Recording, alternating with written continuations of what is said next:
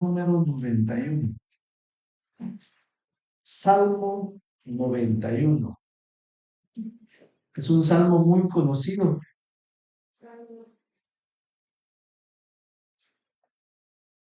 Se suele citar cada vez que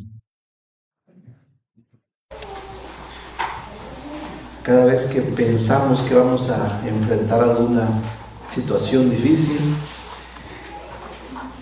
y muchas veces por falta de meditar en él se ha llegado a considerar o se ha llegado a tener en cuenta como meramente un amuleto, lo cual es incorrecto. Así es que el día de hoy vamos a analizar un poco el Salmo número 91.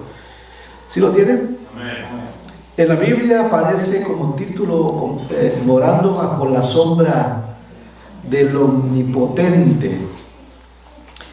Este salmo tiene la intención principal de que sepamos que hay protección, un tipo de protección especial, pero únicamente, escuche, oye, aquí está la clave, ¿no? Únicamente para aquellos que confían en el Señor. Es que es parte de lo que se pasa por alto cuando se lee el Salmo 91. No es para todos, es únicamente para los que confían en el Señor. Y el Salmo es bien claro, ¿ok? Entonces vamos a leerlo. Yo le puse por título: los que moran bajo la sombra del Omnipotente. Vamos a dar lectura desde el verso 1 al verso 16. Dice así: el que habita al abrigo del Altísimo morará bajo la sombra del Omnipotente. Diré yo a Jehová, esperanza mía y castillo mío, Dios, mi Dios, en quien confiaré. Luego dice en el verso 3 en adelante, dice: Él te librará del lazo del cazador, de la peste destructora, con sus plumas te cubrirá, y debajo de sus alas estarás seguro. Escudo y adarga es su verdad. No temerás el terror nocturno, ni saeta que vuele de día, ni pestilencia que ande en oscuridad, ni mortandad que en medio del día destruya. Caerán a tu lado 1000 y 10,000 a tu diestra, mas a ti no llegará. Ciertamente con tus ojos mirarás y verás la recompensa de los impíos. Porque has puesto a Jehová, que es mi esperanza, al Altísimo por tu habitación. No te sobrevendrá mal, ni plaga tocará tu morada, pues a sus ángeles mandará acerca de ti, que te guarden en todos tus caminos. En las manos te llevarán, para que tu pie no tropiece en piedra. Sobre el león y el áspid pisarás, hollarás al cachorro de león y al dragón. Por cuanto en mí ha puesto su amor, yo también lo libraré. Le pondré en alto por cuanto ha conocido mi nombre. Me invocará y yo le responderé. Con él estaré yo en la angustia, lo libraré y le glorificaré. Lo saciaré de larga vida y le mostraré mi salvación. Hagamos una breve oración. Padre bendito, en el nombre de Jesús, gracias por la reunión de esta tarde. Padre, ayúdanos ahora con tu bendita palabra para que podamos entenderla mejor y para que ella sea nuestra guía, nuestra luz, Señor, en medio de las adversidades, que sepamos, Señor, cómo lo expones tú correctamente, Señor, y que así nosotros tengamos también de tu sabiduría para hacer las cosas como tú las has establecido. Padre, ayúdanos, por favor, te lo pedimos en el nombre de Jesucristo. Amén. El Salmo 91, no se desconoce quién escribió el Salmo 91. Puede ser que lo haya escrito David, lo más probable. Algunos piensan que también fue Salomón, como en el Salmo 90. No se sabe, lo único que sí se puede decir es que es un salmo precioso que tiene como tema central la confianza en la protección de Dios. Y se nota desde los primeros versículos que dicen que quien se refugia en Dios y hace de él su casa está bajo la protección del Todopoderoso. Repito, el Salmo comienza diciendo que aquel que se refugia en Dios y hace de Dios su habitación, su morada, su casa, no sé, está bajo la protección del Todopoderoso. Obviamente se mira que el que escribió el Salmo 91 fue alguien que experimentó el cuidado y la protección de Dios en todas las circunstancias. Ahora, en lo poco que leímos ahorita del Salmo 91, habla de la protección de Dios en diferentes áreas, ¿no? Habla del lazo del cazador, de la peste destructora, de la calamidad, en fin. Ahora, hay que aclarar, este salmo no quiere decir que si usted pone la confianza en Cristo, usted ya no va a tener ningún problema. No quiere decir eso es algo, ¿ok?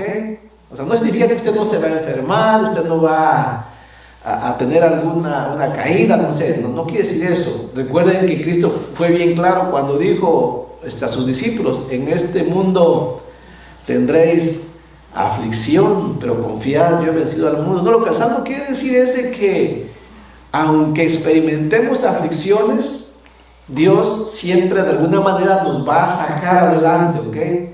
Que aunque usted caiga, aunque usted esté a punto de deslizarse, el Señor lo va a estabilizar. O sea, el Señor nunca le va a dejar ahí. Nos va a tratar, el Señor trata diferente a los que han confiado en Él, nos trata diferente a aquellos que definitivamente no confían en Dios. ¿Sí me entiende? Comento esto porque a veces hay algunos lugares donde te enseñan así, ¿no? Hey, usted no permita, no crea usted que se va a enfermar, usted nunca se va a enfermar, créale a Dios. Si no cree, le da el Salmo 91 y verá que ahí dice, ¿verdad? Si usted confía en Dios, nada malo le va a pasar. ¿Sí me entiende? Ahora, yo no conozco a ningún cristiano que esté completamente sano, prácticamente todos, no solamente los cristianos, todos tienen un tipo de enfermedad, ¿cierto? De hecho, este cuerpo está enfermo, de alguna manera tiene que morir, ¿cierto? Entonces, no, lo que el Salmo habla es algo diferente, ¿no? Que sí, que eventualmente Dios, si Él quiere, pues nos puede sacar, y normalmente Dios siempre obra con misericordia, ¿ok? Y aunque estemos enfermos, de alguna manera Él siempre nos anima, nos alienta, nos hace estar aún alegres. Pero la otra cosa que también hay que analizar es que no solamente habla de cosas físicas, es decir, cuando usted lea el Salmo 91 y otros salmos que hablan de las bendiciones de Dios, muchas veces además pensamos que Dios nos va a ayudar en las cosas físicas y pensamos que tiene que ver con comida, con enfermedad, con dinero. No, tiene que ver también con cosas espirituales. Por ejemplo, hay una enfermedad bien grave que nos afecta más que la enfermedad física, ¿no? Que es la enfermedad del alma, ¿no? El pecado, la parte espiritual, ¿no? Mira, hay personas que estamos bien gorditos, ¿no? Ya bien nutridos, y tenemos una aflicción en el alma. ¿Y eso por qué se debe? Esa es la otra enfermedad de la cual no estamos considerando. ¿Cuál es la solución? El Salmo 91 te dice: hey, si realmente confías en Dios, Él dice también te va a ayudar de eso que es aún más terrible que las mismas cosas físicas. ¿Sí sabes? Entonces más que nada habla de ese asunto, porque las cosas terrenales, ¿verdad? Algún día de hecho vamos a morir, ¿cierto? Pero hay cosas que son eternas, ¿ok? Que son de las cuales el Señor no quiere que nos las perdamos. Entonces, el Salmo 91 habla de tener confianza en aquel que puede realmente ser nuestro refugio. ¿Y quién es? Pues el Dios Todopoderoso, ¿no? Y es que el mundo es un lugar peligroso para todos. ¿Sí o no es peligroso el mundo? Ahora, ¿en qué sentido es peligroso? No solamente es peligroso en cuestiones que podemos ver, es peligroso en cosas que no podemos ver, ¿cierto? Es peligroso en las cosas que ya conocemos, ¿cierto? En cosas que te pueden pasar, accidentes y todo eso, usted lo sabe. Pero casi nunca se habla, el mundo casi nunca habla del peligro del lago de fuego. ¿Ha escuchado usted hablando así del mundo que las noticias que hablen del peligro del lago de fuego? ¿Pero es real o no es real? Algún día se tendrán que enfrentar aquellos que no se han refugiado en aquel que es todopoderoso, ¿cierto? Entonces, hay peligros que se pueden ver y hay peligros que no estamos viendo y que no estamos apercibiendo, ¿cierto? Por ejemplo, miren, antes de leer el Salmo, ¿no? Para que hablemos de peligros, es muy peligroso. Miren, hay peligros de los que usted y yo tratamos de cuidar, ¿no? A veces decimos, no, a esta edad que tengo, creo que voy a empezar a tomar cierta vitamina, ¿no? ¿Para qué? Para que mi cuerpo esté mejor, para que esté fuerte, ¿cierto? Ahora, ¿eso es correcto? Sí, porque este mundo es peligroso con todas sus enfermedades y afecta a nuestro cuerpo que cada vez tiene más edad. Pero luego hay otros peligros que son reales y que no los miramos y que no los atendemos. ¿Como cuáles? Por ejemplo, hay un peligro para el cristiano, el peligro de la apatía, el peligro de la frialdad, el peligro de no querer ya ni congregarnos, ¿no? El peligro de ya no querer servir al Señor en nada porque hemos caído en un abatimiento espiritual, pero no hacemos nada al respecto, ¿cierto? Bueno, el texto también dice que si el hombre que realmente confía en el Señor va a ser librado de ese peligro. Ese peligro es grande, ¿sí o no? Ese peligro trae una ruina a los cristianos, una ruina terrible, ¿ok? Pero son cosas que a veces no estamos analizando. A veces estamos más ocupados en las cosas físicas que las cosas espirituales. Y a veces son las cosas espirituales las que más daño nos causan, ¿cierto? A uno, a la familia misma. Más aún que la falta de comida y la falta de trabajo. Hay otros peligros más grandes. También de eso principalmente está hablando el Salmo 91. Ahora, teniendo en cuenta eso, vamos a comenzar entonces con el verso número 1, del verso 1 al verso número 2. Vamos a leer allí. La Biblia habla, o el salmista comienza hablándonos de un lugar seguro. Es decir, mientras que el mundo busca seguridad en las compañías de seguro, ¿no? Seguridad en la medicina, seguridad en no sé cuántas cosas, el salmista dice que hay un lugar mucho más seguro para librarte o ayudarte con todas estas cosas que el hombre busca, ¿no? Vamos a leer, es decir, verso 1 al 2. Y de entrada, eso es importantísimo, ¿ok? Si solamente logramos entender esta parte, saldríamos beneficiados del día de hoy. Dice así el verso 1 al 2. El que habita al abrigo del Altísimo morará bajo la sombra del Omnipotente. Después confirma en el verso 2, el que confía dice así: diré yo a Jehová, esperanza mía y castillo mío, mi Dios en quien confiaré. Un lugar de seguro. Ahora, aquí está hablando habla de alguien que ofrece seguridad, ¿ok? Y dice que ese alguien es, o más bien, habla de un lugar, bueno, habla de varias cosas, pero antes voy a hablar de un lugar de refugio. Dice que habla de un lugar de refugio al cual se le conoce como, más bien se usa la palabra abrigo, ¿no? Dice ahí, el que habita al abrigo. O sea, el lugar seguro que estamos entrando aquí es un lugar de abrigo. Pero no es un lugar de abrigo como el que crea el mundo, ¿no? Usted sabe, ¿no? Los líderes del mundo tienen sus lugares de refugio, ¿cierto? Tienen sus búnkeres, ¿no? Que cuando las cosas se ponen difíciles, ahí se meten, ¿no? Y usted y yo no tenemos nada, ¿verdad? Si cae una bomba, no hay forma de nos refugiemos, pero los hombres crean refugios. Aquí habla de un lugar de refugio, es un abrigo, dice. La palabra abrigo es muy interesante, ¿no? Vamos a verla más adelante. Dice que es un lugar de protección. Es un lugar donde se puede habitar, dice ahí, el que habita, ¿no? Hay que habitar en ese lugar. La palabra habitar significa, o está hablando de alguien que acude a ese lugar, dice la traducción, para sentarse o para acampar. Es decir, habitar bajo el abrigo del Altísimo, habitar ahí, no sé, hay varias cosas que no son, ¿no? ¿Qué no es? ¿Quiénes son los que no habitan al abrigo de Dios? Recuerden que la promesa de protección es únicamente para los que habitan bajo el abrigo de Dios, ¿verdad? Tal vez usted esté pensando, ojalá que se haga, pero usted está pensando, ese soy yo soy el que habita bajo el abrigo del Altísimo. Te hago una pregunta, ¿está seguro que usted habita bajo el abrigo del Altísimo? ¿Verdad?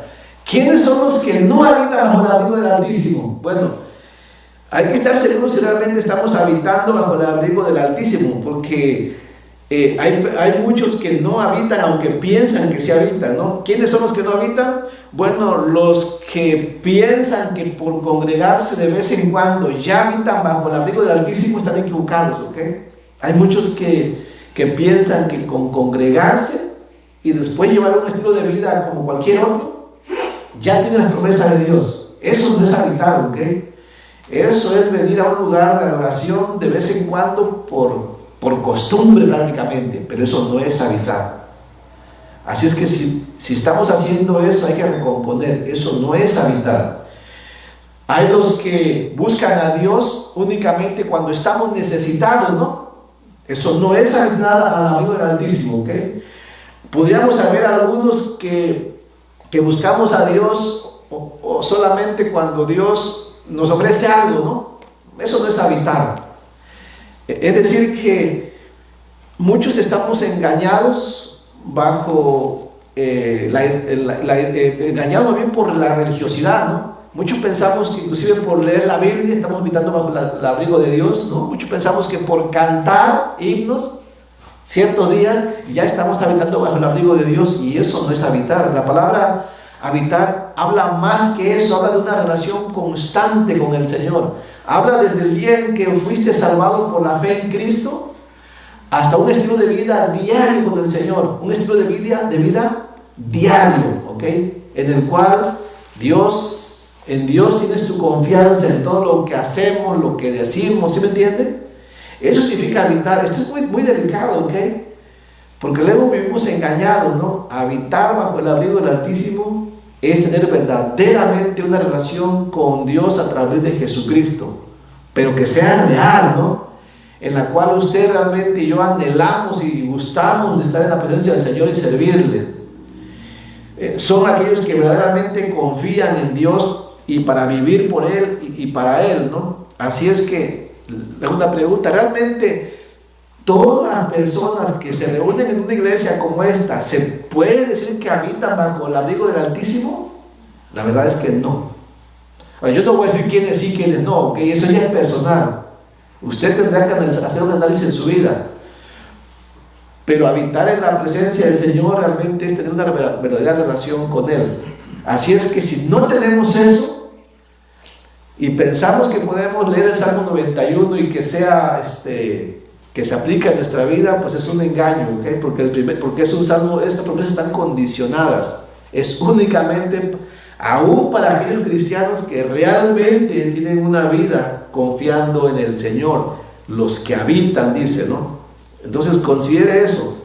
Si usted y yo somos aquellos que estamos habitando en la presencia del Señor, si es que estamos habitando en la presencia del Señor, entonces sí tenemos ahí un refugio, ¿ok?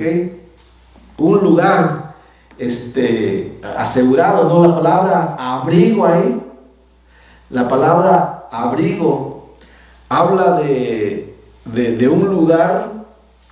En realidad la definición ahí para abrigo, ¿saben qué significa? Significa un lugar oculto, es decir, que la promesa de protección es aquellos que realmente habitan con el Señor, que están en su abrigo, que significa un lugar oculto, ¿no? La pregunta es, ¿por qué abrigo ahí significa un lugar oculto? ¿Será que el Señor oculta su abrigo para las personas? No, en realidad el Señor ofrece protección para todos, pero no todos los hombres logran llegar a ese lugar de abrigo, ¿no? ¿Sí sabía esto? Por ejemplo, busque conmigo Mateo capítulo 7. Miren, lea conmigo Mateo capítulo 7.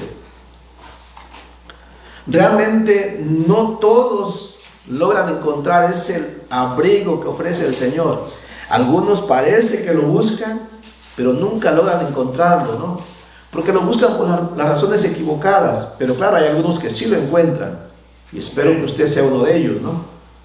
Lea Mateo 7, ¿se lo tiene? Sí. Miren lo que dijo Jesucristo.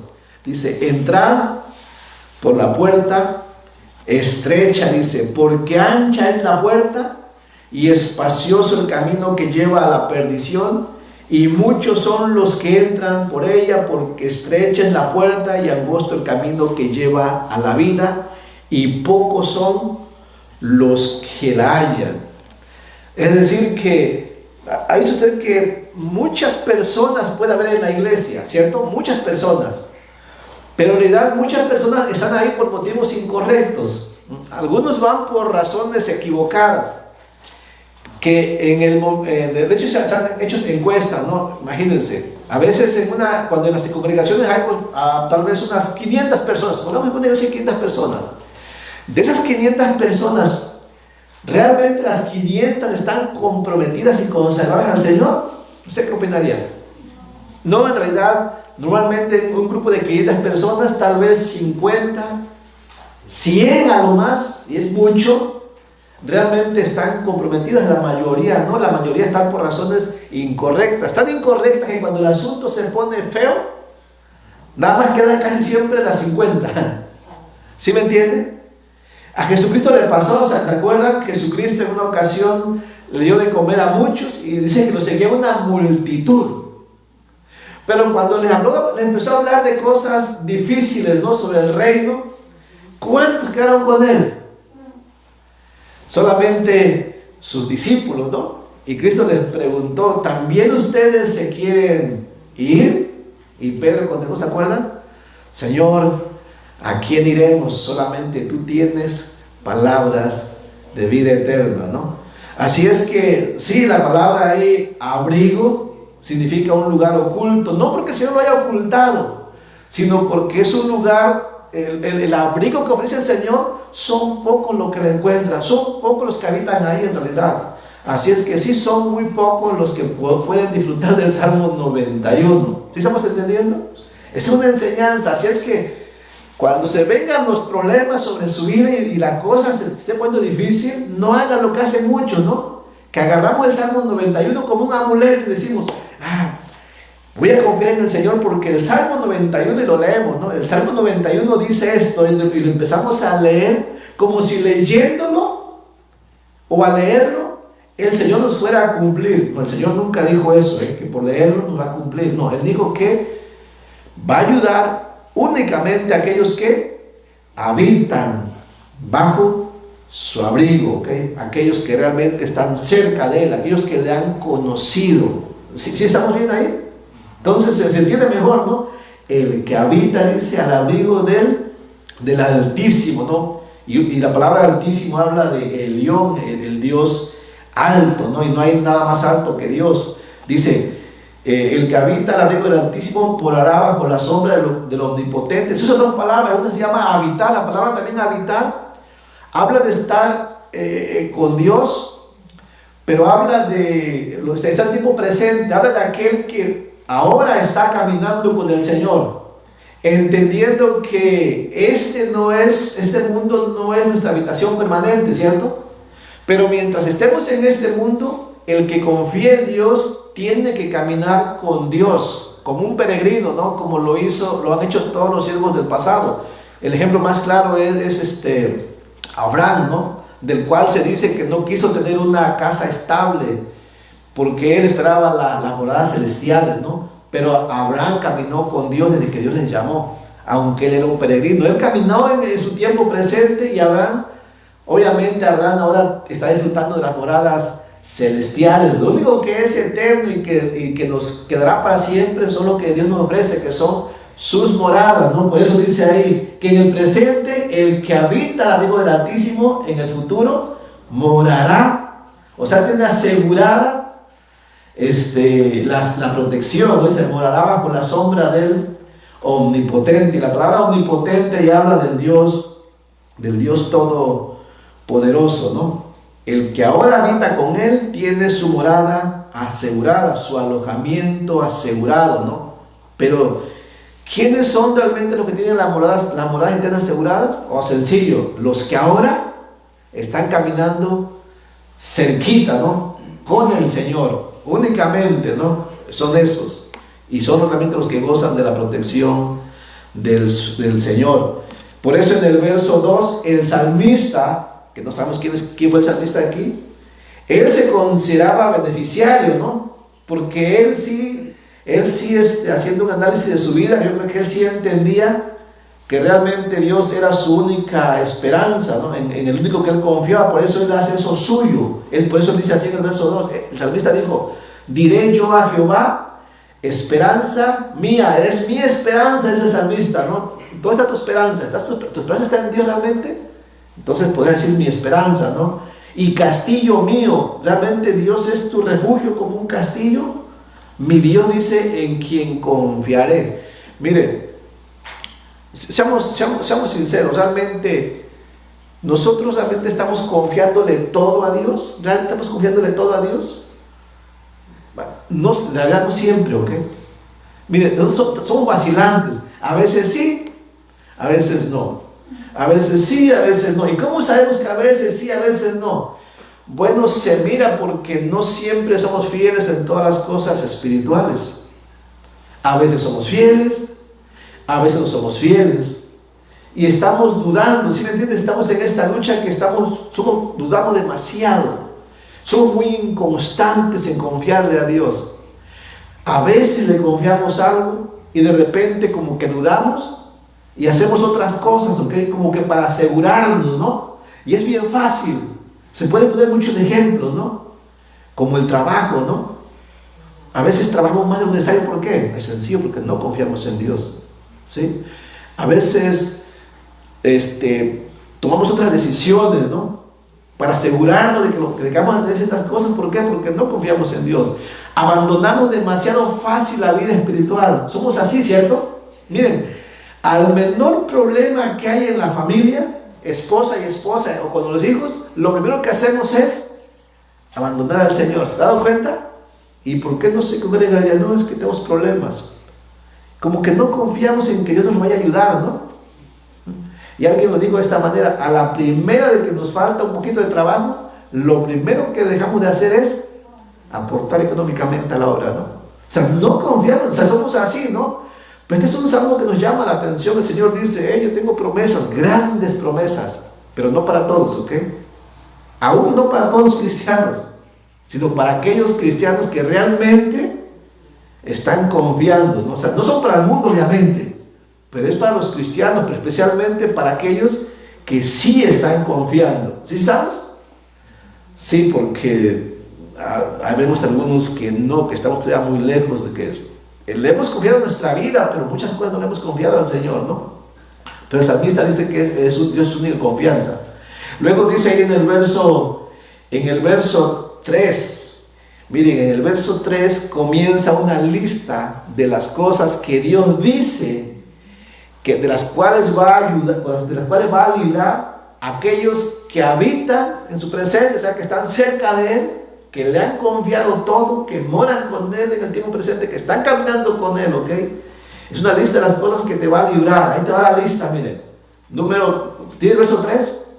Dice así. Entonces creo claro que esta promesa que vamos a leer son para aquellos que habitan al abrigo del Señor. ¿Saben lo que es habitar? Caminar con Él, pero de cerquita, ¿ok? Una vida espiritual, una consagración completa, ¿no? De confianza real, realmente. Entonces dice ahí en el verso 3: Él te librará del lazo del cazador, y después dice, de la peste destructora. Bueno, menciona aquí dos cosas de las cuales el Señor te va a librar. Dice que es del lazo del cazador y de la peste destructora, ¿no? ¿Y qué significa esa frase, no? Del lazo del cazador. Bueno, esa frase del lazo del cazador tiene que ver de las trampas. La palabra lazo ahí tiene que ver con trampas. Habla de un cazador que está trampeando, ¿no? Y si usted dice, bueno, a mí nadie me está trampeando, en realidad sí, en realidad nosotros constantemente estamos expuestos a las trampas del mundo.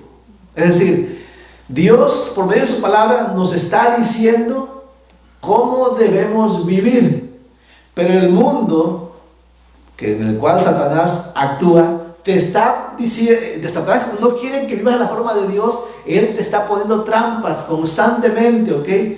Y sus trampas, y con las trampas que pone, nos ceba. O sea, él las trampas que nos pone, no crea que son trampas que se miran feo, no. Satanás es como el que quiere atrapar un ratón. Ustedes somos ratones, y nos pone una trampa, se pone las trampas de ratones, ¿verdad? Y en la trampa, ¿qué le ponen para que caiga el ratón? Algo que atraiga al ratón, ¿cierto? Si no, la trampa no funciona. Bueno, ese es el sentido de esta frase. Constantemente, y usted y yo estamos expuestos a la trampa de Satanás, que es como un cazador, y nos expone un cebo para que caigamos. Y si Dios no nos guarda, ¿saben qué va a pasar? Caemos. Mira que hay una protección. La única forma de que no caigamos es que Dios nos guarde, ¿no? Denme un ejemplo, ¿no? Hay una trampa en la cual muchos cristianos están cayendo. ¿Cuántos pastores, voy a hablar de pastores porque para no, cuántos pastores han caído en la trampa de tu esposa? Ya, no es, ya tú eres más que, mereces algo mejor, ¿no? El Señor te tiene una nueva esposa, ¿no? Alguien que sí reúne los requisitos que tú necesitas, ¿no? Y escuchas la voz todavía, ¿no? De los demás que te dicen, sí, pastor, mire, hay una otra hermana, una fulana que yo creo que el Señor la había reservado para usted, ¿no? Es una trampa, es una trampa. Sí, eso puede ser o no puede ser. Claro, cuando es un cebo, y no solamente a los pastores, a los cristianos, ¿no? Hey, no tienes que estar metido en tu matrimonio ya si es un desastre, si es un infierno. Mira, tal vez el Señor quiera que salgas de ahí, y por eso esa mujer que te apareció ahí, o ese hombre que te apareció ahí, ese hermano en la fe, tal vez eso es para ti, te puso el Señor, te lo puso, pues para que estés mejor, ¿no? Pues ¿saben qué es? Eso es una trampa. Si han caído los cristianos y si siguen cayendo como ratones en la trampa, ¿sí o no? Pues claro, porque el queso es agradable. El cazador es un buen cazador, ¿cierto? ¿Cuántas veces a usted que ha estado en un problema apareció alguien y le dijo, ¿sabe qué? Ya déjala, o ya déjala, o ya déjalo, ya abandona a lo mejor, no sé, estoy hablando del matrimonio, ¿cierto? Con los hijos ni se diga, ¿no? El problema que tenemos hoy con la juventud, ¿no? Qué terrible problema, ¿no? De que el Señor quiere que las jovencitas y los jovencitos tengan una pareja de su misma fe, pero el cebo es demasiado atractivo, ¿no? ¿Y cuál es el cebo? Los muchachos o muchachas del mundo que se ven diferentes, que se ven más apetitosos, ¿no? Por decir así, que se ven mucho mejor que los cristianos amargados, ¿verdad? ¿Sí me entienden? Es un buen cebo, es una trampa nada más. Bueno, principalmente son las cosas que Dios quiere, que Dios te puede librar, ¿ok? Pero ¿qué dice Dios? No, tienes que primeramente habitar, ¿no? Vivir a mi abrigo, en este lugar de seguridad que yo les estoy proporcionando, que yo creé, dice. Entonces le voy a librar, entonces dice, del lazo del cazador. ¿Sí estamos entendiendo? Sí, hay muchos lazos, ¿ok? De Satanás, ¿no? De hecho, hombre, ¿cuántos lazos? No sé. Hay lazos como el brazo de carne, ¿no? ¿Cuántas veces nos hemos sentido a confiar en nuestra fuerza? No, es que yo necesito hacer esto y aquello porque necesito asegurar mi futuro, ¿no? Y dejamos la vida espiritual y confiamos como Nabucodonosor en el brazo de carne, ¿no? Y Jeremías capítulo 17 habla sobre eso, ¿no? Del hombre que confía, maldito el hombre que confía en el brazo de carne, no, o sea, en su propio brazo. ¿Sí? Es un lazo del diablo. El que tú no confíes en Dios y que confíes en tu fuerza, ¿no? Que no confíes en Dios y que confíes en el dinero, ¿no? Son las trampas. Dice ahí, no sé, podríamos seguir hablando del lazo del diablo, ¿no? Mira, el lazo del diablo muchas veces es son muchas cosas las que se pueden utilizar. Miren, si usted va conmigo, por ejemplo, a segunda carta de Timoteo, capítulo 3, un texto bíblico hablando sobre lazos, busquen conmigo. Segunda carta de Timoteo, capítulo 3, en el verso...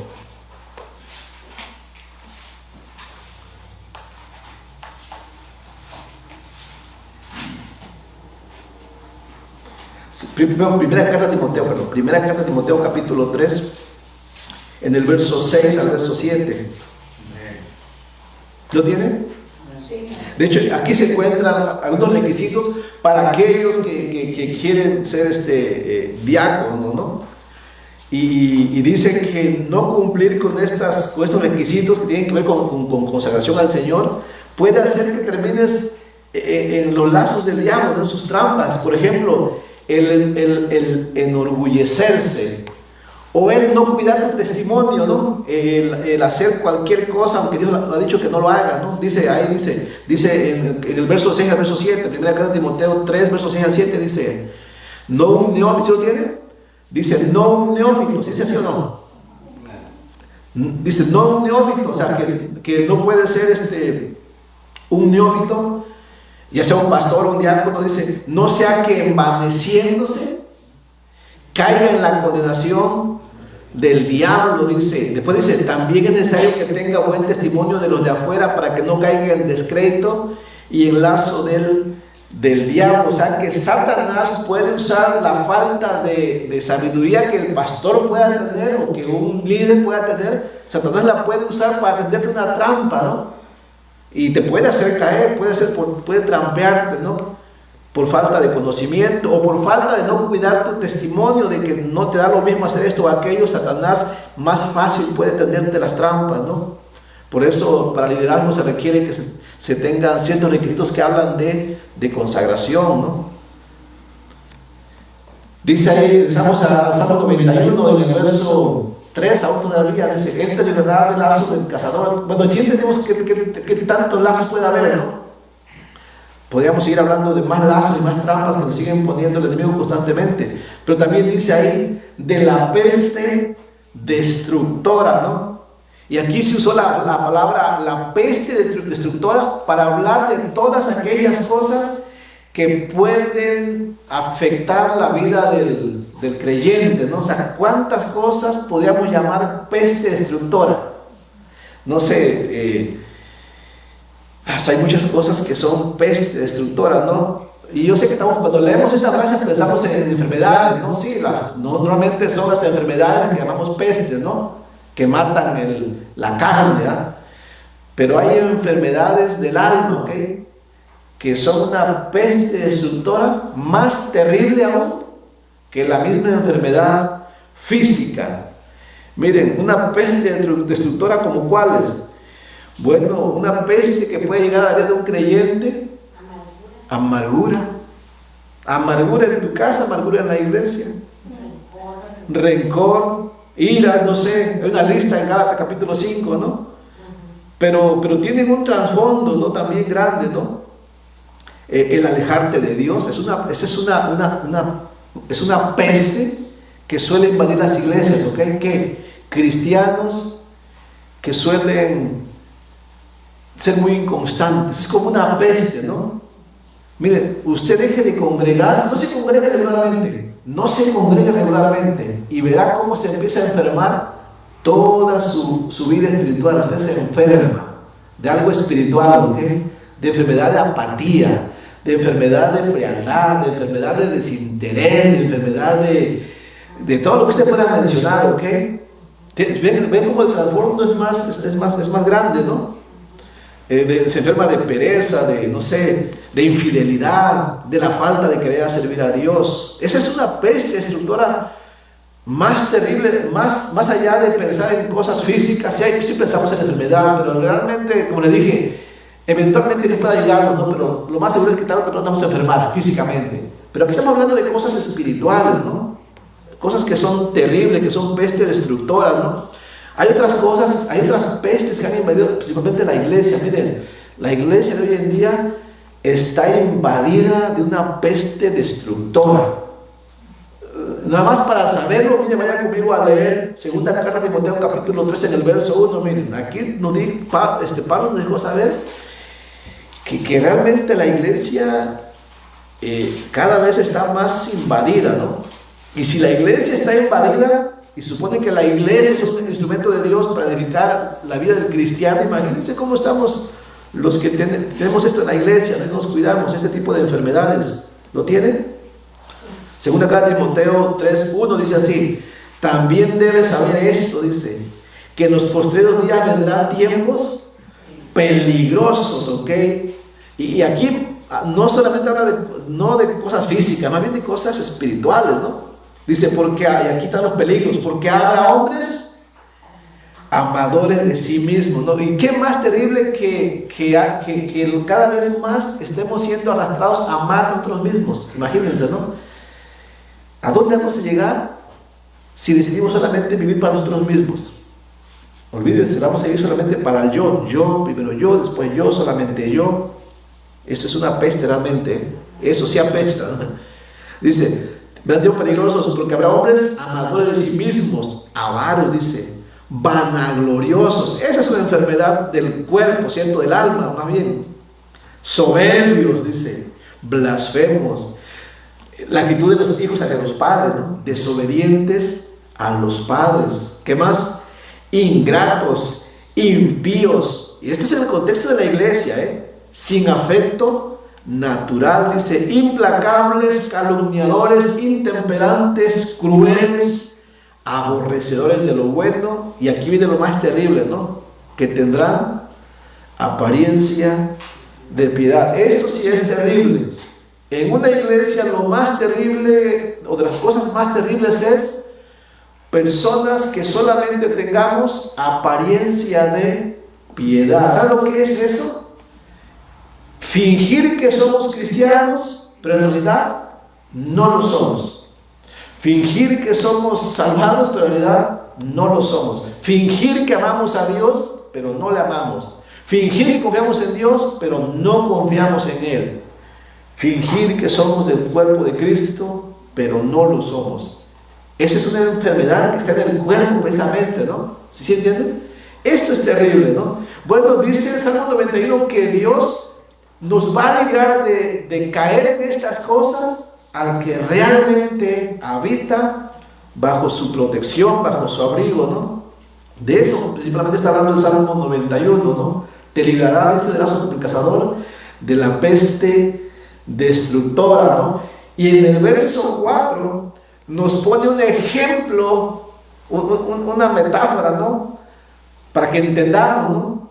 De realmente cómo Dios desea brindar esa protección, ¿no? Dice, ¿lo tiene conmigo ahí el verso número 4? Quizás tratamos de llegar hasta ahí porque ya se fue el tiempo. Lo tiene y leemos, dice así: con sus plumas, dice, te cubrirá, y debajo de sus alas estarás seguro. Escudo y adarga es su verdad, ¿no? O sea que aquí metafóricamente habla de un cuidado que ofrece el Señor, ¿no? Y que es el cuidado o es comparado con las alas, ¿no? ¿Y qué tipo de alas? Hay un tipo de alas que ofrece protección, ¿no? Obviamente aquí de las alas que está hablando son las alas del Señor, no es que el Señor tenga alas, pero está usando la metáfora de una ala para hablar de que Él realmente es el único que puede proteger correctamente, ¿no? Pero para entender un poco mejor, vaya conmigo a Mateo capítulo 23, por favor. Mateo capítulo 23, y busque el verso 37, para entender esta metáfora de comparar la protección de Dios con la protección de las alas de un ave, ¿no? Y vamos a ver que principalmente se refiere a un tipo de ave como la gallina. Sí, realmente en Mateo capítulo 23, Jesucristo nos aclara mejor que hay un tipo de ave que realmente es protectora. En Mateo capítulo 23, en el verso 37. Amén. Lo tiene, dice así, escuchen lo que dijo Jesucristo. Jerusalén, dice, Jerusalén, que mata a los profetas y apedrea a los que te son enviados. ¿Cuántas veces quise juntar a tus hijos? Como la gallina junta sus polluelos debajo de las alas, y no quisiste. He aquí vuestra casa os es dejada desierta, porque os digo que desde ahora no me veréis hasta que digáis, bendito el que viene en el nombre del Señor. ¿Saben a mí este verso? Cuando leo este verso, ahora que lo leo, se me hace, cuando leo Mateo 23, 37, 39, es como si estuviera leyendo el Salmo 91 del 1 al número 4. ¿Por qué? Porque Jesucristo mismo le dijo a los judíos que había peligro, ¿qué? Que había un peligro terrible. Pero los judíos de su tiempo no le quisieron creer, ¿no? Ni lo del pasado, no quisieron creer realmente. Ellos fingían que confiaban en Dios, pero no confiaban en Dios. Por eso en el año 70 un peligro que ellos tuvieron que experimentar físico fue la destrucción de Jerusalén. En el año 70, esta profecía se cumplió en el año 70, especialmente cuando los romanos destruyeron toda la ciudad, todos los muros, la quemaron realmente, ¿ok? Realmente fueron quemados ellos ahí. Obviamente muchos escaparon, pero fue una destrucción física. Pero también esto habla sobre una destrucción espiritual, ¿no? Aquellos que rechazan la protección de Dios tendrán que terminar en el lago de fuego, ¿no? En el infierno. Y este es un texto que nos habla de protección de algo terrible. Y se puede utilizar inclusive esto para hablar de la salvación que ofrece Jesucristo, ¿no? Y es comparado con una gallina, ¿no? No sé, yo no lo he visto así, pero sí sé que los animales que más protectores son las gallinas. Ustedes han visto que aún las gallinas, cuando tienen a sus polluelos, cambian iba a decir su naturaleza, pero no, cambian su temperamento. ¿Sí se han dado cuenta, verdad? No es lo mismo una gallina que no tiene pollos a una gallina que tiene pollos. ¿Ha intentado quitarle un pollo a una gallina? ¿Sí? Sí, de hecho, cuando viene el gavilán, la gallina cubre a sus pollos, y si es necesario pelear con el gavilán, ella pelea arriesgando su vida. Dicen algunos que inclusive en algún incendio la gallina se queda ahí cubriendo sus pollos, y es tan brava, tan aguerrida, que ella es capaz de morir, pero no deja de proteger a sus pollos. Es un temperamento que ella tiene, ¿no? Y muchos lo hemos visto. Bueno, esta forma metafórica usa Cristo para decir que es el tipo de protección que Él brinda y que realmente Él brindó. ¿Sabe por qué? Porque para poder protegernos, a Cristo no le pesó dar su propia vida. ¿Te has dado cuenta? Que si usted es salvo el día de hoy, es porque Cristo murió por nosotros. No le importó sufrir la muerte para que usted y yo tuviéramos vida eterna. En ese sentido se puede usar esta metáfora de una gallina que es capaz de dar su vida para proteger sus pollos, ¿no? Así es que hasta aquí realmente Dios ofrece salvación, pero ¿saben qué? Muchos voluntariamente la rechazan, y esa es la realidad. Muchos la rechazan, y espero que nosotros no la hayamos rechazado. Mateo capítulo 23 es un buen ejemplo de la salvación que Dios se ofrece al mundo, porque viene un peligro terrible, ¿okay? Que es la condenación. Así es que la única forma de salvación es a través de Jesucristo, que dio la muerte, su vida en la cruz para salvarnos a nosotros, pero es necesario creerle, ¿okay? Y si le hemos creído, estamos completamente seguros en Él. Él nunca nos va a dejar, ¿okay? Pero hay que entender esto, que realmente hayamos confiado en Él. De hecho, ya se nos fue el tiempo, ¿no? Se nos fue el tiempo, son las 8. Vamos a dejar la próxima semana, porque este salmo no ha terminado, porque después también en el verso en los versos que siguen, dice en el verso 6, verso 5, dice: ni temeréis el terror nocturno, ni saeta que vuele de día. O sea, va a haber terror nocturno, que siempre va a haber motivo para temer, pero el Señor dice que si confías en Él, tienes por qué temer, ¿ok? Hoy en ese momento, ¿cuántas personas en este momento, aún cristianos, están atemorizados? ¿No se han dado cuenta? Miren, algunos no quieren ni salir de casa, ¿ok? Escuchan una palabra que no voy a mencionar y no quieren salir. La pregunta es: ¿por qué estás atemorizado, ok? ¿Será que no confiamos en el Señor? Muchos pueden decir: bueno, es prudencia. La prudencia es otra cosa, ¿ok? Pero se mira realmente el temor, se mira el terror, ¿no? Sí, es falta de confianza en el Señor. No dice: confía en mí, dice, y aunque mires el terror, tú no vas a tener miedo, ¿no? No importa que venga en forma de saeta de día o pestilencia de noche, no importa, ¿no? No importa que mires que al cae 1000 o 10,000, los puedes mirar caer, pero tú dices: vas a estar. Ahora, se miran caer muchas veces, no hay un dicho que dice: cuando mires la barba de tu vecino caer, o algo va, pon la tuya a remojar, dice, ¿no? Pero en este caso no, si tú miras que tu vecino está por toda la barba, tú tranquilo, ¿ok? Confía en el Señor, no pasa nada, ¿no? Sí, a veces que miramos que a alguien le pasa algo y dice: me va a pasar a mí también. Y tu confianza en el Señor, ¿sí me entiendes? No porque le pase a otro significa que te va a pasar a ti, ¿cierto? Pero es una evidencia de que no estamos confiando en el Señor, ¿no? Y en fin, habla de muchas cosas más adelante, ¿no? Vamos a dejarlo hasta ahí porque el tiempo se nos fue. Vamos a dar gracias al Señor. Pero hasta aquí simplemente lo que aprendimos. Salmo 91.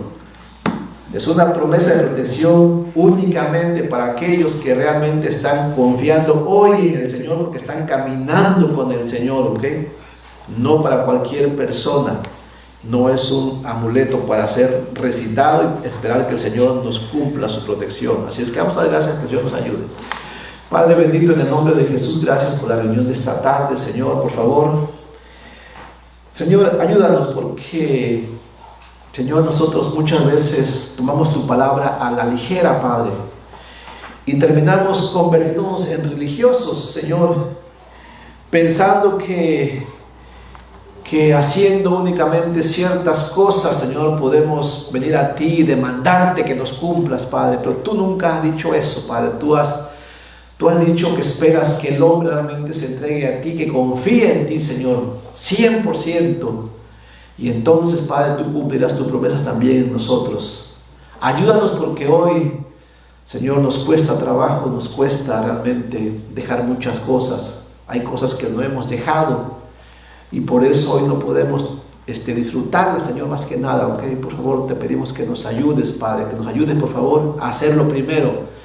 No clamar para que nos ayudes, más bien que empecemos, ayúdanos que empecemos primeramente a consagrarnos, a vivir, Señor, bajo tu abrigo. Y sabemos que haciendo eso, todo lo demás, obviamente será una añadidura. Así es que, Padre, ayúdanos, por favor, te lo pedimos por Jesucristo. Amén. Vamos a venir a